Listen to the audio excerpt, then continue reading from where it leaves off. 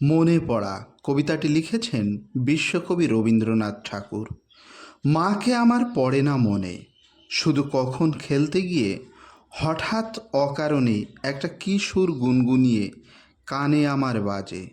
মায়ের কথা মিলাই যেন আমার খেলার মাঝে। মা বুঝি গান গাইতো আমার দোলনা ঠেলে ঠেলে, মা গিয়েছে যেতে যেতে গানটি গেছে ফেলে।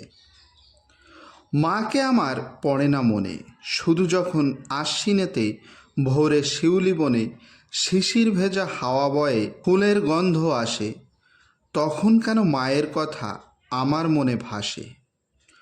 কবে বুঝি আন্ত মাসেই ফুলের সাজি বয়ে, পুজোর গন্ধ আসে যে তাই মায়ের গন্ধ হয়ে।